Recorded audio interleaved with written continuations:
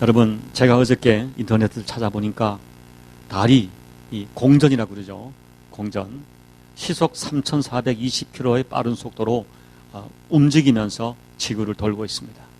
그리고 지구는 우리가 상상할 수 없는 속도죠. 시속 106,650km로 움직이면서 태양 주변을 돌고 있다는 것입니다. 그러니까 이 달이 지구를 돌고 있고요. 이 도는 이 달과 지구가 또 함께 공전하면서 태양을 돌고 있는 것이죠. 여러분, 이것이 제가 드리는 말씀이 과학적으로 맞는지는 모르지만 그토록 빠르게 움직이는 지구에서 저렇게 빠르게 움직이는 달에 우주선을 정확하게 쏘아 올리는 그 정밀한 계산이 정말 저는 대단하다고 생각을 했습니다. 조금만 계산이 맞지 않아도 빗나갈 수밖에 없기 때문입니다. 여러분, 사람이 달에 우주선을 보내는데도 이와 같이 정확한 시간과 때가 필요한 것입니다. 하물며 하나님께서 인류를 구원하시려고 이 땅에 예수님을 보내실 때 얼마나 시간적으로 정확해야 하는가를 생각하게 되는 것입니다. 하나님께서는 모든 준비를 갖추시고 가장 정확할 때 가장 정확하게 이 땅에 하나님의 독생자를 보내주셨습니다. 바울은 이런 현상을 오늘 본문 4절에서 때가 참회라고 표현하고 있는 것입니다. 여기 오늘 본문 때가 참회라는 말은 하나님께서 정한 시기가 정확하게 이르렀다는 뜻입니다. 여기서 때라 크로노스란 말은 하나님께서 결정한 특별한 시간을 말하는데, 결국 이 말은 뭐예요? 예수님이 이 땅에 오신 것은 우연히 오신 것이 아니라 하나님께 뜻과 철저한 계획 속에 정확한 때에 이루어진 사실이라는 것을 증언하는 것입니다. 또한 여가 때가 찼다 할 때 참회란 말도 충만함에 완성이란 말을, 그러니까 때가 충만하게 완성되었을 때라는 의미입니다. 조금도 모자람이 없이 하나님께서 정확한 때 오신 것입니다. 그러므로 예수님이 이 땅에 오신 것은 하나님이 정하신 바로 그때 한 점의 오차도 없이 정확하게 이루어진 것입니다. 그리고 성경학자들은 이렇게 하나님의 때가 차오자 예수님을 보내시기 위해서 이 땅에서도 얼마나 많은 준비를 하셨는지를 여러 가지로 설명하고 있는데요. 그중에 대표적인 것을 보면, 첫째, 로마로 하여금 세계 어디나 갈 수 있는 도로를 만들었습니다. 여러분, 하나님은 인류의 구원을 위해 세계의 모든 길은 로마로 할 만큼 교통상의 준비를 갖추었죠. 여러분께서 유럽을 여행하시다 보면은 유럽 곳곳에 로마 가도라고 하는 길이 되어 있습니다. 그 로마 가도란 것은 원래는 군사도로죠. 여러분, 그 당시에 순수 로마 군단은 20만 명이었습니다. 어떻게 20만 명의 로마 군단이 전 세계를 지배할 수 있었는가? 그것은 로마 가도 덕분이었습니다. 그러나 여러분, 이 로마 가도는 원래는 군대의 군사도로로 만들어졌지만 이것이 단순한 군대의 이동 통로로만 사용된 것이 아니었습니다. 여러분, 로마인의 이야기라는 책을 읽어보신 분이 계시겠지만 그 얘기를 쓴 시모노 나남이라는 사람에 의하면 로마 가도는 군대만 이동된 것이 아니라 로마 가도를 통하여 수많은 지혜자, 물자, 문명, 문화의 왕래가 촉진된 것입니다.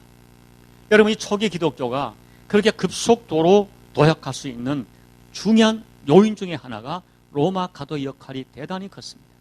하나님은 때가 되어 예수님을 이 땅에 보내시기 전에 이 땅에서는 로마의 도로를 준비시킨 것입니다. 둘째는 하나님께서는 이 로마를 통하여 언어를 통일시켰습니다.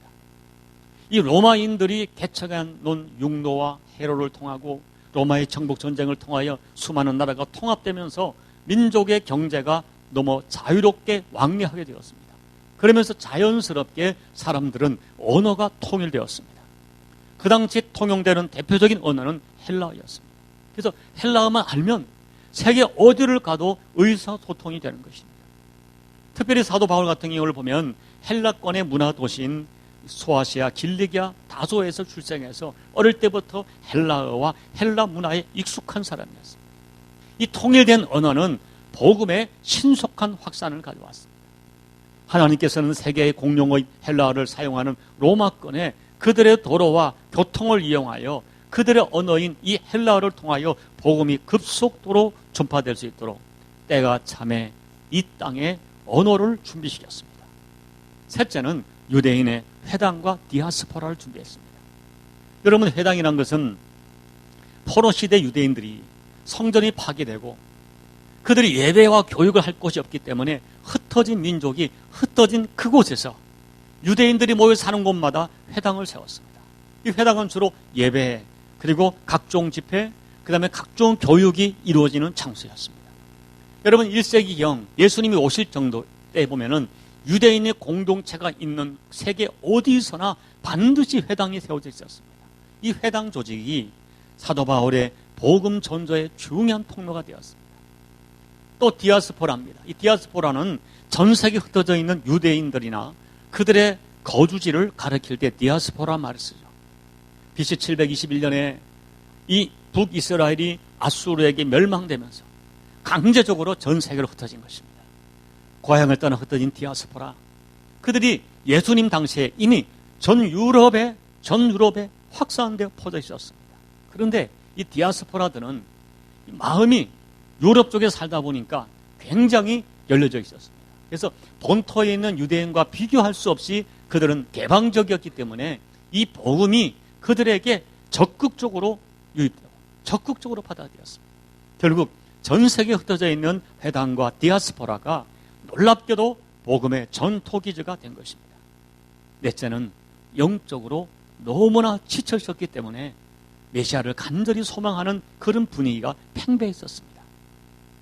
여러분, 예수님이 태어나신 때에 오랜 세월 동안 로마의 지배를 받았습니다. 여러분, 그 당시의 상황을 보면 우리가 일제 36년도 힘들었지만요, 남의 나라를 지배를 받는다는 것, 그것은 우리가 생각하는 것 이상으로 훨씬 고통스럽고 힘이 들었습니다. 여러분, 유대인들은 생각하기를 우리는 하나님의 자녀요, 하나님이 다스리는 선민이라는 의식을 갖고 있었습니다. 그런데 그 하나님의 선민이 망한 것입니다. 그들은 오랜 세월 동안 나라 없이 살았습니다. 이방의 침략을 받고 지배를 받았습니다. 여러분, 그런데 자유가 없는 것만큼 입는 것이 힘든 것은 사실이지만 그들이 정말 견디기 힘든 것은 뭐냐면 그들이 믿는 이 신앙이, 종교가 말할 수 없이 침탈을 당하는 것입니다. 이 유대를 점령한 로마는 하나님을 깔보고 무시하면서 하나님의 성전을 더럽혔습니다. 예수님이 나시기 전 1세기 전에 안티오쿠스 에피파네스라는 왕은 이 유대인들을 욕보이기 위해서, 유대인의 정신을 말살하기 위해서 유대 제사장들에게, 성전의 제사장들에게 유대인들이 절대로 먹을 금기시하는 돼지고기를 먹도록 강요했습니다. 이 돼지고기를 먹지 않으니까 그들을 그냥 어떻게 죽였느냐, 때려서 죽여버렸어요. 그리고 이 예루살렘 성전 안에 이방 신전을 세우고 유대인들이 그토록 부정하다는 돼지를 제물로 바치고 성전 주변을 돼지 피로 물들여 발랐습니다. 이 유대인들의 그 말할 수 없는 분노, 수치스러움, 그것을 힘이 없어 감수해야 됐습니다. 그래서 예수님이 태어나신 그때에는 예루살렘을 비롯한 유다 전체가 영적으로 쑥대밭이 되었습니다. 그때 사람들은 두 종류로 나누어졌습니다. 어떤 사람들은 하나님이 어디에 계신가? 하나님이 계시다면 이럴 수가 있는가? 약속한 메시아는 과연 오시기는 하는 것이냐? 메시아가 오신다는 거짓말이 아니냐? 우리 힘으로 독립을 쟁취하자. 그들은 하나님을 버리고 그들의 힘으로 무언가를 이루려고 했습니다. 그러나 신앙이 있는 사람들은 그 어려운 때 정말 간절하게 메시아를 기다렸습니다. 이때야말로 메시아가 올 때가 아니냐? 그 옛날 우리가 애굽에서 고통스러울 때 부르짖었더니 하나님이 모세를 보내어 우리를 해방시킴 같이 하나님이 다윗에게 약속한 메시아, 그 메시아가 오셔서 우리의 이 고통과 이 괴로움을 끝장낼 것이다. 우리를 억압하는 이 모든 이방 족속을 물리치시고 영광스러운 하나님 나라가 세워질 것이다. 그들의 마음속에 메시아에 대한 강력한 대망 사상이 예수님 오실 즈음에 절정을 이루고 있었습니다. 바로 그때 하나님 아들이신 예수께서 이 땅에 오신 것입니다. 사랑하는 여러분, 하나님은 하나님의 때가 참에 이 땅에서 모든 것을 준비하셨다가 드디어 메시아 대신 하늘의 때와 세상의 때를 맞추어서 예수 그리스도를 이 땅에 보내셨습니다. 상황적으로, 시기적으로, 영적으로 가장 적절하고 가장 정확한 그때에 정확하게 예수님을 보내셨습니다. 이런 정확한 하나님의 역사하심을 사도 바울은 오늘 본문에서 때가 참에 하나님께서 그 아들을 여자에게 나게 하셨다라고 기록하고 있습니다. 사랑하는 여러분, 오늘 하나님께서 가장 정확하게 때가 찼을 때 정확하게 구원자 되시고 메시아 되신 예수님을 우리에게 보냈다는 사실은 오늘 우리들에게, 우리가 이 사실을 정말 믿는다면 우리에게 다시 한번 하나님에 대한 소망과 신뢰와 확신을 갖게 합니다. 무슨 말입니까? 하나님께서 때가 차면 우리 개인의 역사에도 오늘 동일하게 개입하신다는 확신입니다. 사랑하는 여러분, 오늘 우리 집사님이 기도를 했지만, 기도 중에 그런 내용이 있었지만, 우리 교우들 가운데 지금 얼마나 하나님이 절실하게 필요한지 몰라요. 여러분, 지난 금요일날 제가 우리 교우 중에 한 분이 남편이 암이라는 판정이 받아서 일단은 병원에 입원했습니다. 제가 절실하게 달려갔어요. 그때는 목사인 저도 그분들도 뭐 의사들의 의술도 필요하지만 하나님의 개입하심이 절실하게 필요합니다. 그날 9시 예배를 드리다가 갑자기 수술하게 된다고 해서 예배 드리다가 제가 뛰어갔습니다. 여러분, 이 수술복을 앞두고 있는 환자에게 뭐가 필요하겠습니까? 하나님의 개입하심이 절실하게 필요합니다. 사랑하는 여러분, 오늘 저와 여러분 분명히 예수 그리스도의 십자가의 피로 죄로부터 구원받았습니다. 오늘 우리는 이미 예수님을 믿음으로 영원한 저주로부터 구원받고 하나님의 자녀가 되었습니다. 오늘 여기 5절의 말씀처럼 율법의 저주로부터 구원받았습니다. 그리고 6절의 말씀처럼 하나님의 아들이 되어 당당하게 하나님을 아빠 아버지라 부르는 하나님의 자녀가 되었습니다. 그런데 여러분, 우리는 여전히 연약한 육신을 가지고 살고 있습니다. 그리고 우리가 사는 세상은 죄 많은 세상이라 하나님의 자녀된 우리가 구원을 받았지만 하나님의 자녀지만 이 세상을 살아가는 것이 얼마나 어려운지, 결코 이 육신을 가지고 이 땅을 살아가는 것이 만만하지 않습니다. 그래서 우리들에게는 하나님의 개입하심이, 예수님의 임재하심이 우리 가운데 얼마나 필요한지 모릅니다. 오늘 수많은 성도들이 이런 믿음을 가지고 하나님 앞에 하나님 저를 도와주셔서 이 세상과 육신의 문제로부터 우리를 구원해 주시기를 얼마나 부르짖는지 모릅니다. 여러분, 정말 우리들에게는 하나님의 구원의 도우심이 너무너무 절실합니다. 너무너무 필요합니다. 그런데 여러분, 하나님께서는 우리를 구원하기는커녕 우리에게 침묵하는 것처럼 보이는 수많은 경우를 우리는 경험합니다. 그 옛날 유대인들이 경험한 것처럼 그토록 수치와 모욕을 당해도 하나님은 개입하지 않는 것처럼 보일 때가 많습니다. 여러분, 정말 우리가 하나님의 살아계심을 의심하지 않는데, 하나님께서 나를 사랑하심을 의심하지 않고 있는데, 지금이라도 하나님이 개입하시면 이렇게 고통하는 나의 모든 문제가 풀려지고 해결될 것을 의심하지 않고 믿고 있는데, 하나님은 여전히 침묵하시고 움직이지 않는 것처럼 보여서 낙심되고 힘이 빠질 때가 있다는 것입니다.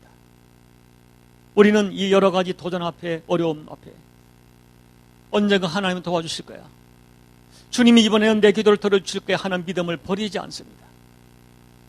여러분, 특별히 정말 어렵고 힘이 들 때가 있을 때, 어느 날 내가 하나님의 말씀을 통하여 은혜를 받습니다. 그러면 그 말씀을 생명처럼 붙들고, 그래 맞아, 지금 내가 당하는 고통 하나님 뜻이 있을 거야, 조금짜라면 주님이 도와주실 거야 라고 믿음으로 자기를 위안하며 달래며 그 말씀을 붙들고 살아갑니다. 그런데 우리의 희망대로, 우리의 믿음대로 되지 않을 때가 너무 많은 것입니다. 그래서 고통스러울 때가 있습니다. 로마서 8장 19절로 22절 보면 이 땅의 피조물들이 하나님의 아들이 나타나는 것을 탄식하며 고대하고 있다. 그리고 이어지는 8장 23절 보니까 구원받은 우리들조차도 탄식하며 우리 몸의 구원을 기다린다고 했습니다. 사랑하는 여러분, 왜 하나님은 하나님의 자녀들을 탄식하도록 기다리게 할까요? 왜 하나님은 즉시 응답하여 당신의 살아계심을 보여주지 않고 우리가 탄식할 정도가 되도록 기다리게 하실까 하는 것입니다. 오늘 이런 문제를 놓고 그리스도 예수의 성탄을 생각하며 때가 참에 이 땅에 오셨던 예수님을 생각하며 성경적 해답을 우리가 받고자 하는 것입니다. 오늘 우리 가운데 여전히 탄식할 상황이 있고 우리 삶에 풀리지 않은 문제가 있을 때 우리는 어떻게 성경적 해답을 얻어야 되는가, 우리는 어떻게 믿음으로 반응해야 되는가 하는 것입니다. 첫째, 하나님의 때가 차야 함을 믿어야 합니다. 하나님의 때가 차야 할 때가 있다는 거예요. 여러분, 출애굽기에서 유대인들이, 이스라엘 백성들이 애굽에서 400년 동안 노예로 고통합니다. 성경을 보니까 그들이 하나님께서 그들의 당하는 고통, 말로 할 수 없는 그 고통과 부르짖음을 성경을 보니까 다 알고 있었고 보고 있었고 듣고 계셨다라고 되어 있습니다. 하나님은 다 알고 계셨어요. 다 보고 계셨어요. 다 듣고 계셨어요. 그런데 하나님은 400년 동안 침묵하십니다. 왜 그렇습니까? 창세기 15장을 보면 그 400년은 이미 하나님이 이스라엘 백성에게 예고하신 기간이었습니다. 400년은 하나님이 정하신 때였습니다. 그 400년이 차야 하나님께서 이스라엘 백성에게 구원을 주시는 하나님이 정하신 시간이었습니다. 여러분, 에레미야 29장을 보면요, 그때도 하나님의 백성인 이스라엘이 바벨론에 포로되어 고통합니다. 어떤 사람은 말하기를 이스라엘 백성은 하나님의 백성이기 때문에 금방 풀려날 것이다, 이런 예언을 사람들이 했었어요. 그 예언을 먹고 기다렸는데도 도무지 해방의 조짐이 보이지 않습니다. 그래서 그들은 포로로 끌려간 바벨론의 그발강가에 가서 울며 하나님께 도와달라고 살려달라고 호소했습니다. 그런데 하나님이 뭐라고 하시는가 하면 70년이 차야 돌아오리라. 70년이 차야 돌아오리라 라고 말씀하는 거예요. 여러분, 오늘 우리는 이 아침에 정말 이해하기 힘들어도 나에게 주어진 바벨론 70년 같은 기간이 있다, 이것을 우리가 믿음으로 받아들여야 됩니다. 나는 지금 당장 그분의 도움이 필요하지만은 하나님께서는 하나님의 때가 있다. 나는 이해할 수 없지만은 하나님의 때인 바벨론 70년 같은 기간이 있다. 그러므로 현재 환경과 고난을 나에게 주어진 하나님의 때로 받아들여라. 믿음으로 받아들이라는 것입니다. 이 바벨론 70년은 하나님이 정하신 고난의 시간이었습니다. 오히려 그것은 어쩌면 유대인들을 정화시키는 그런 하나님의 시간이었습니다.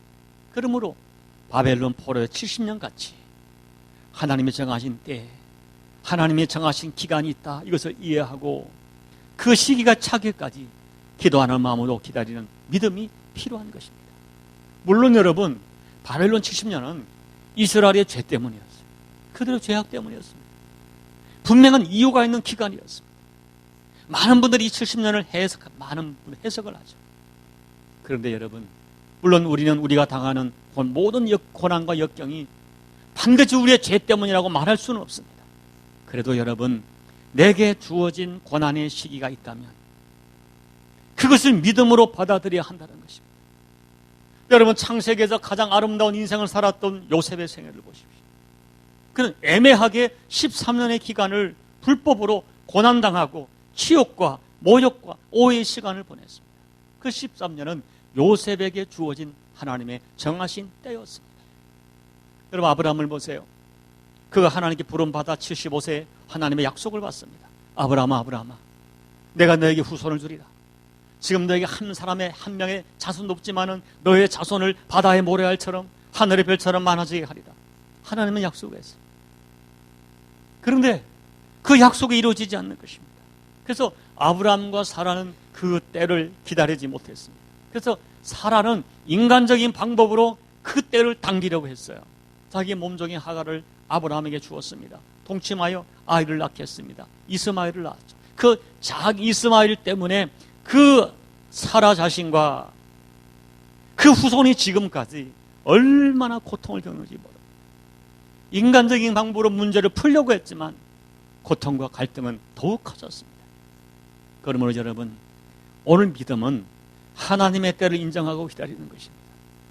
하나님 주신 약속을 믿고 기다리는 것입니다. 때때로 하나님께서 주신 약속은 있지만 현실은 전혀 내 의도와 다르게 진행되는 것처럼 보일 때가 있습니다. 그래도 믿음을 가지고 하나님을 기다리는 것이죠. 여러분, 아브라함에게 하나님이 하늘의 별처럼 많은 후손을 주시겠다 약속했지만 현실은 아무런 징조가 보이지 않는 거예요. 그 이유는 그 시간 동안 아브라함의 믿음이 준비되기를 원하셨기 때문입니다. 여러분, 약속과 믿음과 현실의 차이가 커도 우리 믿음으로 기다려야 돼요. 하나님은 요셉에게 13년만 고생하면 애굽의 총리가 되리라 말씀한 것이 아니에요. 약속과 현실의 격차를 믿음으로 기다리고만 있으라고 했던 것입니다. 믿음과 약속과 현실의 격차를 믿음으로 기다릴 때 때가 되매 하나님은 위대한 승리를 주신 것입니다.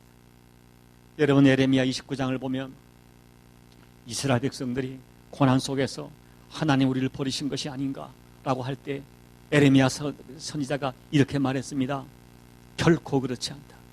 그리고 너희를 향한 하나님의 생각은 재앙이 아니라, 고난이 아니라, 구속이 아니라 평안과 희망이라고 말했습니다. 여러분, 우리가 이것을 믿어야 됩니다.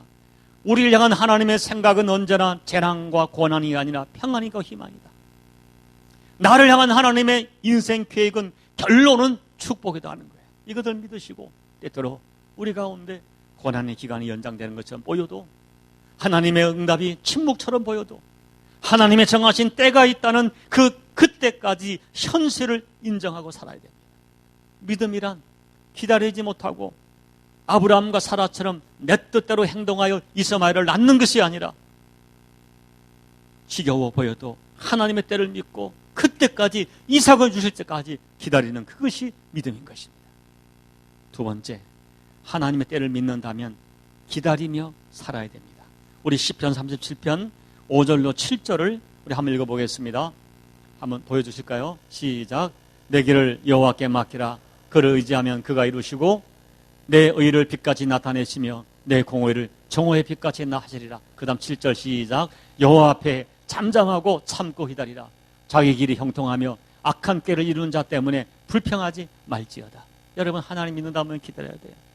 하나님의 때가 차기까지 기다려야 돼요.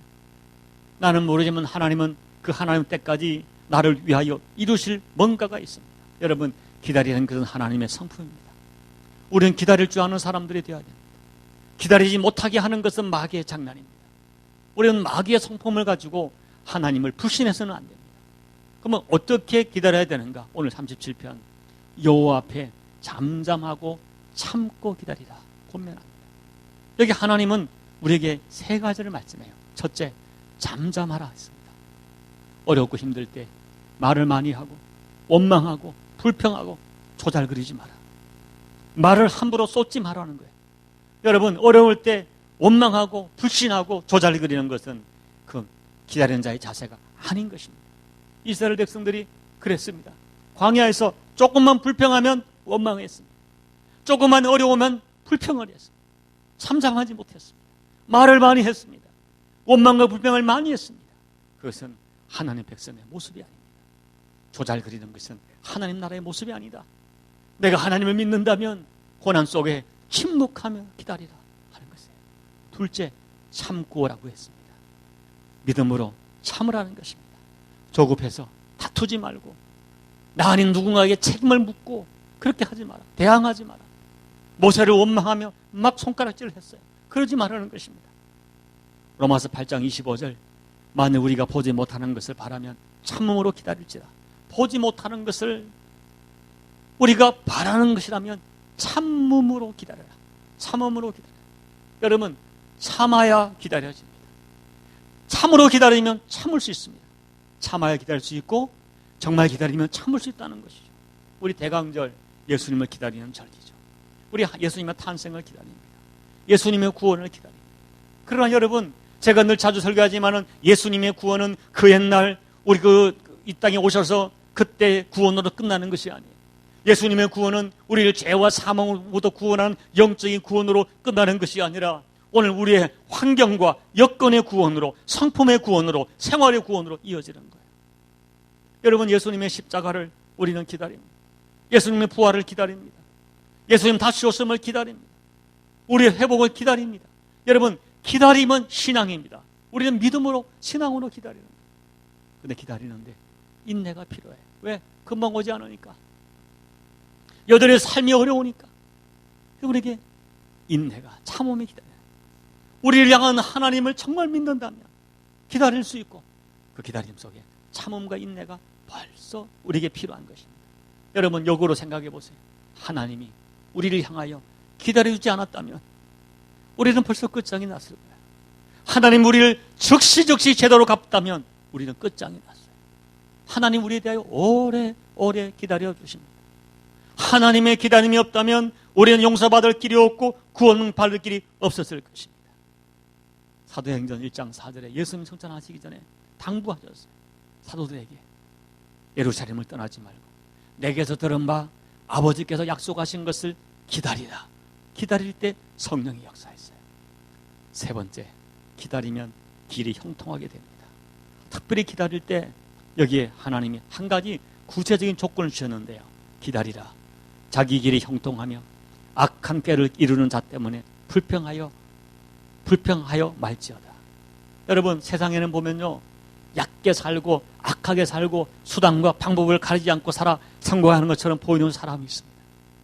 교회 가운데 그런 사람이 있을 수가 있습니다. 이런 자 때문에 믿음으로 사는 사람들이 기다리지 못하고 나는 뭔가, 이게 뭔가, 정말 내가 삶이 옳은 것인가 스스로 의심하고 불평할 때가 있다는 거예요. 그러지 말라는 거예요. 여러분, 참고 기다리면 형통할 때가 반드시 있다 하는 거예요. 여러분, 사실은요, 하나님을 기다리며 정직과 의로움을 지키는 자체가 이미 아름다운 인생입니다. 여러분, 우리가 기다리는 것은 시간 낭비가 아닙니다. 기다리면 손해볼 것 같은 생각이 있지만 그렇지 않습니다. 절대로 우리가 기다려서 손해보는 것이 아니라 기다리지 않아서 손해볼 때가 많습니다. 여러분, 하나님을 믿기에 기다리는 거예요. 내 주변에 자기 길이 형통한 것처럼 악한 꾀를 통하여 불법을 통하여 형통한 것처럼 소리치는 사람들을 보면서도 불평하지 않고 기다리는 것, 그것은 성숙한 삶이 아니고는 감당할 수 없습니다.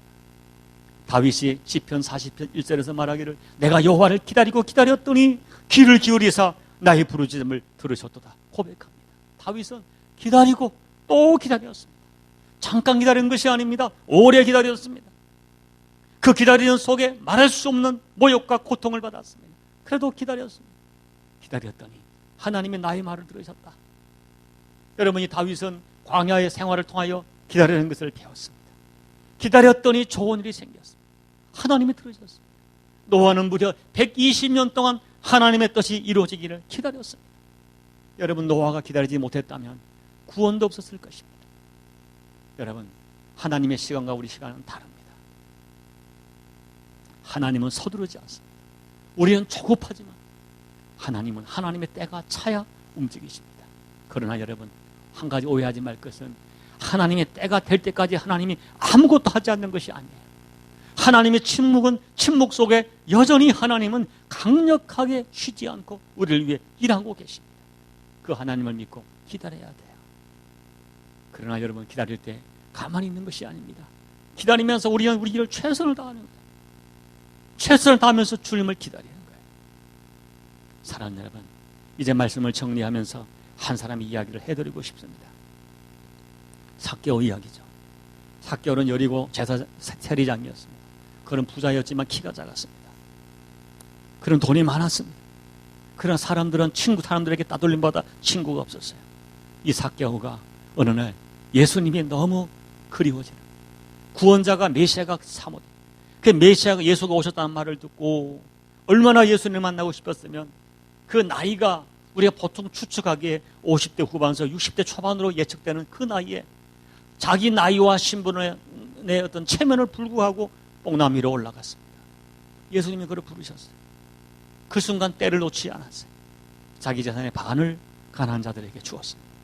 나머지 반을 가지고 그동안 내가 누군가에게 손해를 끼치고 누군가에게 아픔을 준 세금을 더 거둬들인 사람이 있다면 찾아가서 4배를 갚겠다고 약속했어요. 예수님은 크게 기뻐하시면서 오늘 구원이 이 집에 이르렀도다. 이 사람도 아브라함의 자손이로다. 구원을 선포하셨어요. 여러분, 삭개오는 구원받고 그 시대에 가장 순결한 믿음의 사람으로 지난 2000년 동안 성경에 기록되어 우리에게 증거되고 있습니다. 자, 그런데 여러분, 우리가 이것을 한번 이렇게 미루어서 추측해 보자고요. 원래 삭개오 이름이, 삭개오라는 이름의 뜻이 순결이라는 뜻이에요. 이 무슨 의미입니까? 그 아버지와 어머니가 이 자식을 낳을 때 이 자기들의 소원을 가지고 이 아이 이름을 지은 거예요. 삭개오. 너는 순결하게 살아라. 너는 하나님의 사람으로 진실하게 살아라. 그 아버지와 엄마는 자기 아들이 순결한 사람으로 진실한 사람으로 살기를 바랬을 것입니다. 그래서 삭개오란 이름을 지었습니다. 그러나 삭개오는 근 60년 동안 순결하게 살지 못했습니다. 남을 착취하고 돈에 욕심을 부리며 살았습니다. 삭개오는 아버지의 기대를 평생 이루어드리지 못했습니다. 어쩌면 삭개오 아버지는 삭개오가 순결하게 사는 모습을 평생 보지 못하고 죽었을지도 모르겠습니다. 그런데 때가 되니 그 아버지의 소원을 따라 하나님께서 삭개오를 변화시켜 그를 부르셨습니다. 때가 참에 그 아버지의 소원이 아들 삭개오에게 이루어진 것입니다. 여러분, 오늘 우리가 낙심하고 절망하지 말아야 될 것, 남편을 향하여, 아내를 향하여, 자식을 향하여, 부모를 향하여, 환경을 향하여 낙심하지 말아야 될 것은 때가 되면, 하나님의 때가 되면 이루어진다 하는 믿음이 있기 때문입니다. 여러분, 지금은 보이지 않아도 하나님은 하나님의 때를 놓고 우리를 위하여 일하고 계심을 믿으시기를 바랍니다. 하나님은 하나님의 때에 나의 기도를 응답하시고 나를 복주신다. 이것을 우리는 믿고 하나님을 끝까지 붙들어야 됩니다. 사랑하는 여러분, 이 성탄절은 하나님의 때의 약속이 이루어진 것을 우리에게 절정으로 보여주는 사건이에요. 이 사건을 통하여 우리는 나의 작은 삶 속에도 역사하실 하나님을 믿는 믿음을 가져야 됩니다. 여러분, 어떤 상황에 처하더라도 우리가 죽어도 놓치지 말아야 되고 죽어도 의심하지 말아야 될 것은 나를 향한 하나님 아버지의 마음과 사랑입니다. 그분은 나를 정말 사랑하십니다. 그분은 나를 사랑하사 나를 위하여 독생자 예수를 세상에 보내셔 성탄시킬 정도로 사랑하셨습니다. 그분은 나를 사랑하사 예수님을 십자가에 내어 주시려고 이 땅에 예수님을 보내실 정도로 사랑하셨습니다. 나를 그토록 사랑하는 하나님이 나를 쉽게 버리겠습니까? 그토록 사랑하는 하나님의 마음을 끝까지 믿어야 됩니다. 여러분, 욥이 고난당할 때 생각해 보세요. 우리가 고난을 감당할 수 있겠습니까? 하루아침에 자식이 다 죽었습니다. 재산이 다 날아갔습니다. 내 몸에 병이 들었습니다. 사랑하는 아내가 나를 떠나버렸습니다. 그때 욥이 말하는 고백이 이거예요. 나는 내가 당하는 고난을 알지 못하고 내가 가는 길을 알지 못한다고 했어요. 여러분, 내가 당하는 고난의 의미를 알지 못하고 내가 앞으로 갈 길을 알지 못하지만은 욥이 분명히 아는 것은 이것이었어요. 내가 이 고난의 길을 걷고 나면 내가 정금같이 연단되어 나오리라. 내가 지금 이 고난의 의미를 알지 못하고 내가 가는 장래길을 알지 못하지만은 이 고난의 길이 마감되는 그때에 나는 정금같이 연단되어 나오리라 확신한 거예요. 에레미야가 애가 3장을 보면요, 3장 19절 이하에 보면은 에레미야가 이런 고백을 하죠. 내가 지금 내가 당하는 이 고초, 재난, 이것만 보면 내가 너무너무 낙심이 되지만, 그러나 내가 낙심하지 않고 일어설 수 있는 것은 하나님의 무궁하신 자비와 긍휼을 믿기에 낙심하지 않고 오히려 소망을 갖는다고 고백합니다. 환경을 보면 낙심하지만 무궁하신 하나님의 자비 긍휼을 보니까 낙심 대신에 소망이 된다고 고백합니다. 그와 같은 믿음으로 하나님 붙들어야 됩니다. 여러분, 상황이 나빠져도 하나님이 침묵하는 것처럼 보여도 나를 사랑하사 나를 위하여 이 땅에 예수님을 성탄시킨 하나님의 사랑을 믿어야 됩니다. 여러분, 불 속에 들어가던 다니엘의 세 친구를 보세요. 얼마나 위대한 믿음입니까? 하나님이 이 불 속에 나를 구원하실 것이다 믿었어요. 그러나 그 다음 믿음이 더 위대하죠. 혹시 그리하지 않는다 할지라도 나는 하나님을 믿는다. 내가 불에 타 죽는다 해도 하나님을 믿는다. 그 믿음이 하나님을 기쁘게 하는 거예요. 여러분, 오늘 우리는 이 성탄절, 이 다가오는 성탄절기에 약속대로 때가 되면 이 땅에 예수님을 보내신 하나님의 사랑을 나에게 적용해 보자고요. 나에게도 하나님의 때가 있습니다. 그 때까지 기다려야 돼요. 하나님의 사랑을 믿는 믿음으로 그 때를 기다려야 돼요. 하나님은 결코 나를 구원하시는 하나님의 계획을 중단한 적이 없어요. 하나님은 결코 나를 향한 사랑을 거두어 드리지 않아요. 내가 보이지 않는 이 풀리지 않는 여건 때문에 때로 의심하지만 하나님은 그 나의 의심에도 불구하고 하나님의 때에 그때에 이룰 구원을 포기하지 않아요. 내가 보이지 않는 희망 때문에 힘들어하고 괴로워하고 때로는 의심하는 그 순간에도 하나님은 하나님의 계획을 쉼없이 진행해 나가신다는 사실을 기억해야 돼요. 여러분, 가만히 보면요, 내적으로는 내 신앙과 인격을 말할 수 없이 연단시키고 성숙시키세요. 그리고 외적으로 나를 위한 환경과 조건을 서서히 만들어 가세요. 그리고 때가 되면 반드시 하나님은 나를 영주간에 복을 주세요. 그러므로 신실한 하나님의 사람들은 그 하나님을 신뢰하며 하나님의 때를 기다리는 거예요. 하나님의 때가 차서 주님이 오셨습니다. 그 약속의 증거가 성탄절이에요. 때가 차면 주님 약속대로 다시 재림하실 것입니다. 그리고 그 때가 오기 전에 나의 개인의 역사 속에도 주님이 성탄하십니다. 때가 되면 주님이 나의 역사에 개입하십니다. 이것이 저와 여러분의 믿음이 되어야 돼요. 이 믿음을 가지고 살아갈 때 주님은 우리에게 이렇게 말씀하실 것입니다. 대야 내 믿음이 크도다. 내 믿음대로 될지어다. 이 은혜가 여러분 모두에게 허락되시기를 예수님 이름으로 축복합니다. 기도드리겠습니다.